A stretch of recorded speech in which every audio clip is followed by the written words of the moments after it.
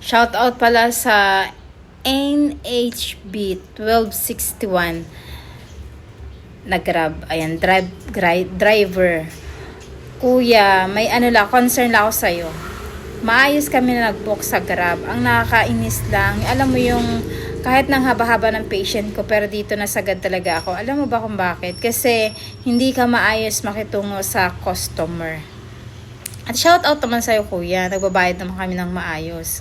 Sana naman maayos ka din na makipag-usap. Hindi yung iiwan mo lang kami na para kaming basura dun sa daanan.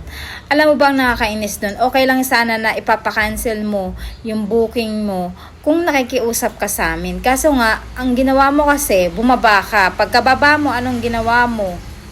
Nagtanong ka kung meron kaming karne na dala. So, ayan, sabi ko, sige, meron. Pero, diba, sabi namin, naka-plastic naman ito.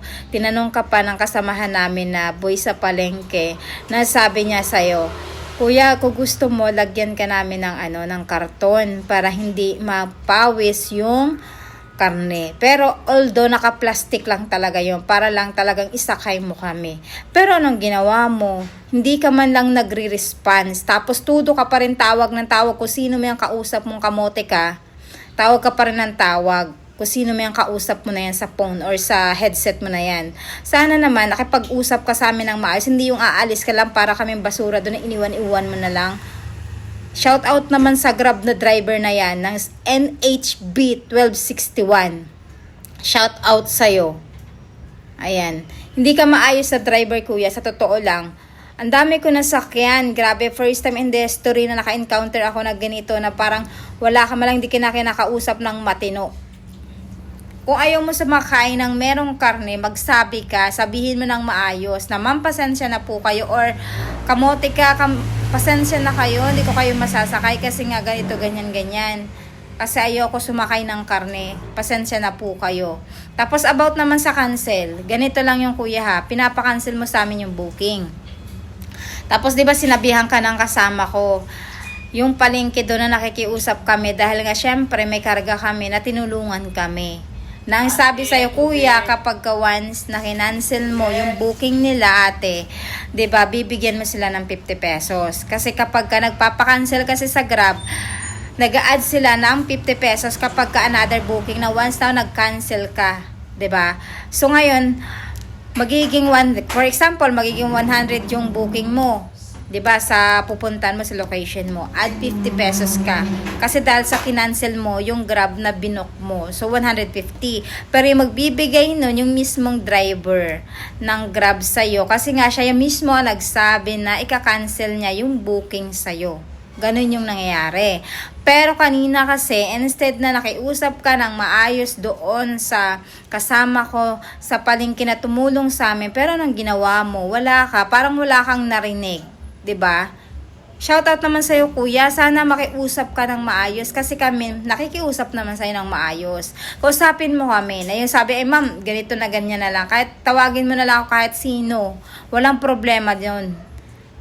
Kasi ang sa akin lang, kasi alam mo kung bakit. Nakakainis. Sa sobrang naghintay kami para sa iyo. Tapos yung ending, ganun lang. Iiwan mo lang kami doon sa kalsada na wala kang na naghihintay kami na bumaba or ibaba mo yung bintana mong kamote ka pero hindi mo binaba. Naghihintay pa kami doon na babaan mo kami, kausapin mo kami na i-cancel namin o whatever, kung ano sasabihin mo, naghihintay kami pero wala kang ginawa, kamote ka. Yan. Hindi ka maayos makitungo sa customer mo. Yun yung pinakapangit sa'yo. Dapat maayos kang makiusap sa customer mo. Yun lang yun. Saba ng pasensya ko sa'yo pero nakakaubos ka ng pasensya. Sa totoo lang, first time ko yung history naka-encounter ng driver na parang pipi na hindi mo malaman kung ano yung sasabihin or kasi mas may kinakausap ka pa sa phone mo na yan, nakamote ka sa headset mo, may kinakausap ka pa na instead na kami yung kausapin mo para malaman namin kung isasakay mo ba kami o hindi. Pero ang ginawa mo, hindi ka nakipag-usap. Anong ginawa mo? Doon ka nakikipag-usap sa may headset na kausap mong kamote ka.